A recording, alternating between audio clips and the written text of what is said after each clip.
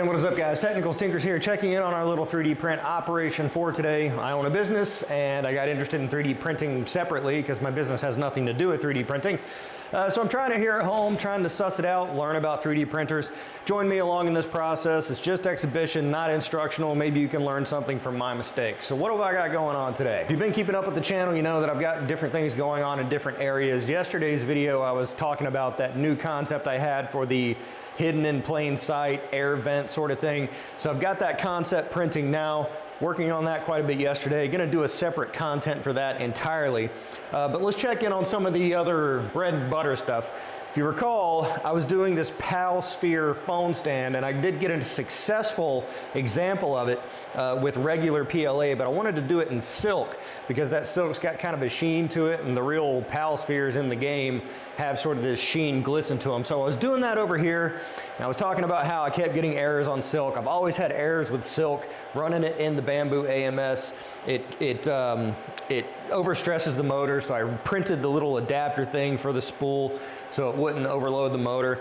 But I'm talking about every like 10 minutes. I'd get the notification like it's overloaded, it's not working. And then I came in and it blew out the PTFE tube, so I guess the angle of attack was too aggressive, so just killed the print. So what I'm gonna do is I killed the print, so you know, that's destined for the ocean. I'm gonna take these silk, because it's just two colors, I'm gonna take these silks off and put them on the A1. The thinking being is that if it's something with the AMS, then it's not having to run that motor and the puller motor at the same time. With the AMS light, it's just running off this kind of like in the air spool. So I'm thinking, in my mind anyway, that it's not gonna have that overloaded motor stressing sort of thing.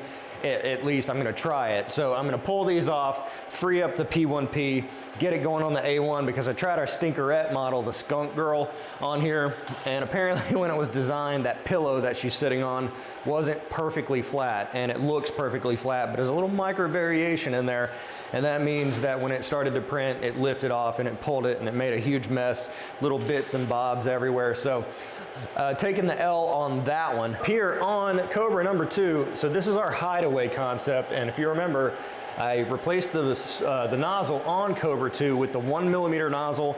It's my first print ever with the 1mm nozzle on Cobra 2 Max. So I was kind of like, you know, uncertain about the settings, but I was like, let's just go for it. So it is obviously running extremely slow. It's like 40 millimeters per second, I think. But the finish is coming out pretty good. It's not too bad. I had a lift over here off the plate, the corner. I guess a 3mm mouse ear is insufficient to hold up this size of model. But it seems to have evened out. It's going nice and slow. And you know, this is kind of like why I do prototyping, because I'm looking at this thing and thinking, you know, this is like more than 1,000 grams worth of filament. And I'm like, you know, why would I need necessarily to have 2 wall loops double shelled with like 5% infill? That infill is not really doing jack squat. So why not just make the wall 4 millimeters thick instead of 1, 2, 3, 4, I guess it's probably 6 or 5.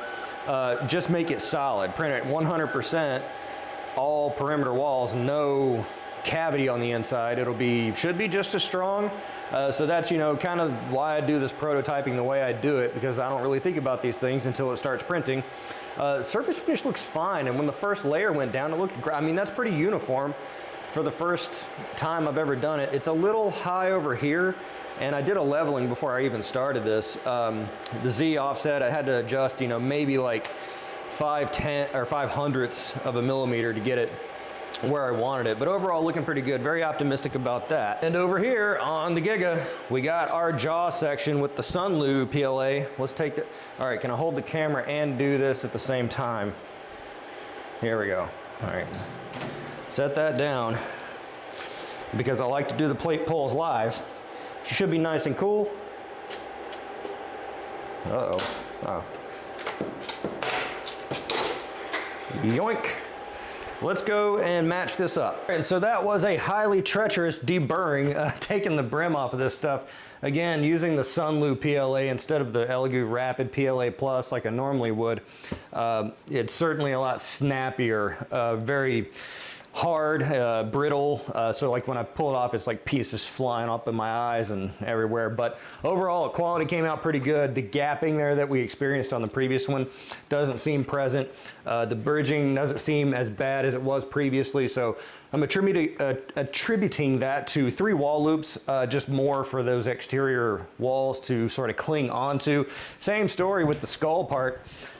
Overall, great. Again, it's not as large. This is a 400% of original as the super big one, but once we get it listed, we won't incur those oversized shipping charges. So that's a bonus. So that way we can charge. We don't have to charge, you know, those insane shipping rates in order to make it worth the while. Can I snap it in without breaking it? Let's find out. Hey, success.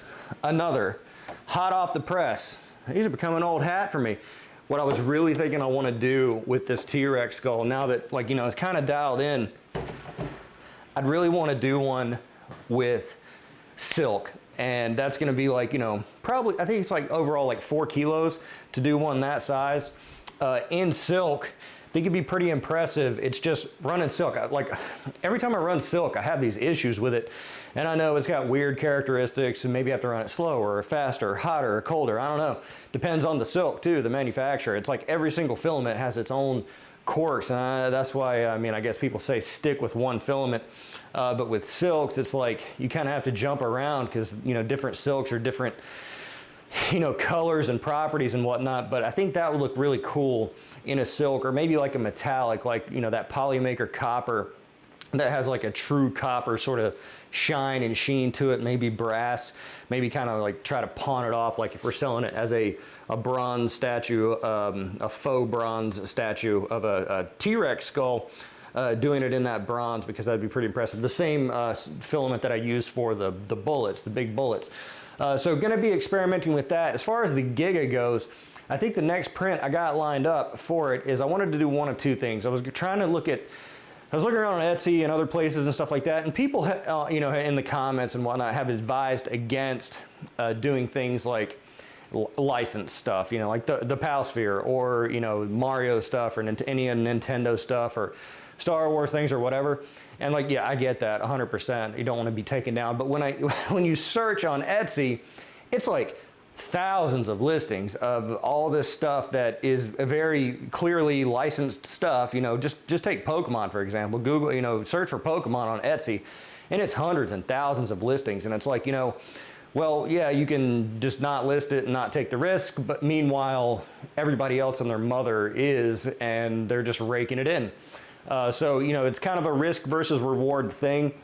You know, it's, and I've heard Nintendo's notorious about going after people who are, you know, breaking those licenses, but at that rate, it's, I think that they would probably maybe come after Etsy versus the individuals, because each individual, yeah, they could sue them and take them to court. And at that point, though, you know, just knowing what I know, big companies will look at, you know, what the end result. Big companies think ahead. They don't think like you and me. They think ahead. They're thinking about, okay, we could take this schmuck to court and, you know, sue him for every dollar he's made off of our licensed product, plus punitive damages or whatever. But how much are we really going to be able to milk out of this guy versus, like, you know, are we going to stay on top of his ass waiting to get our money? Or are we going to go after the platform that's allowing it, the people who have billions of dollars that we could actually get in one big go? I think they're going to go after, you know, the platform. So it's really going to be on them. And maybe Etsy will kind of come through and, you know, crack down on that, but it doesn't seem like they're doing it for now. And it's not in their best interest to, because they're not facing, you know, heat as far as I know, and they're raking in the fees off people selling the stuff. So as backing up, as it pertains to the Giga, I think I might try to do one of those, you know, things that really don't actually appeal all that much to me. One of those, you know, broad scope, every person likes Marvel and that kind of bullshit. Printing like a Pokemon character or a Star Wars character, really big and in multi-part. That way I can do it in the colored filament that it's going to be. So the model I was looking at in particular is this one. It's a Charmander Pokemon.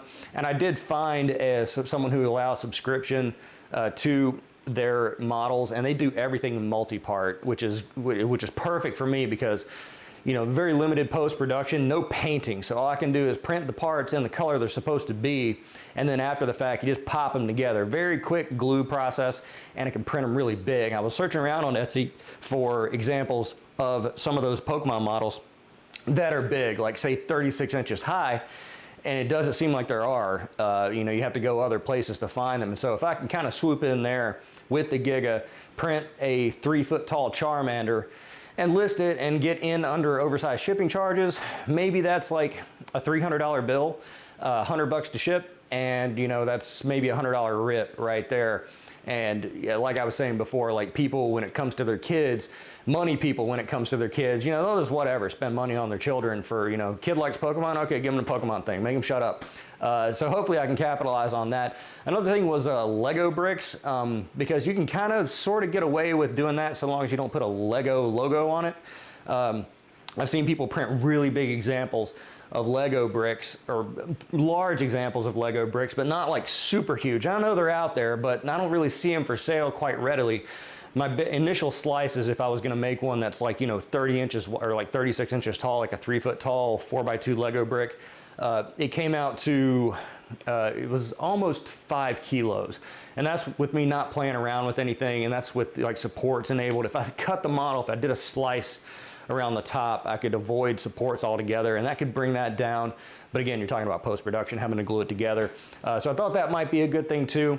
So looking at some different things with the Giga, now that I got T-Rex skull number 2 out, maybe just go ahead and order like 5-6 kilos of silk and just yeet that thing and try to print like a big gold T-Rex skull. See if it works out. If it doesn't, try to dial in the settings. That's what's going on there. Additionally today, still working on our hideaway thing, doing measurements. That concept print, that prototype, phase 1, should be coming off the press pretty soon. Did get a few orders today, mostly the CMP 100 shrouds, another crypto mining thing. It adapts the fan to fit on a particular GPU for crypto mining. I did lower the price of it a little bit, and so I think that's probably what triggered that. It's probably good for me to go through and look and see what I can adjust price on, because those CMP shrouds don't take very long at all to print. I mean, they're pretty tiny and they're pretty bespoke, and that was an actual 100% custom design that I did to fit on that card. So yeah, I guess, it kind of fits the model. Everyone's been screaming at me, you have the most success with crypto mining stuff, lean into that. And I was like, well, there's not a lot of volume there to be had, but hey, proof's in the pudding, I suppose. So I guess I should listen to comments. I'm just kidding. I'm never going to listen to comments. Anyway, that's what I'm working on today. Love to know what you're working on in the comments below. Love to know what you think about everything going on here. And if you have any thoughts, opinions, or questions on anything that I mentioned in the previous monologue. Anyway, be sure to like the video because it's a nice thing to do, and subscribe for more content like this. I'm The Technicals. See you next time.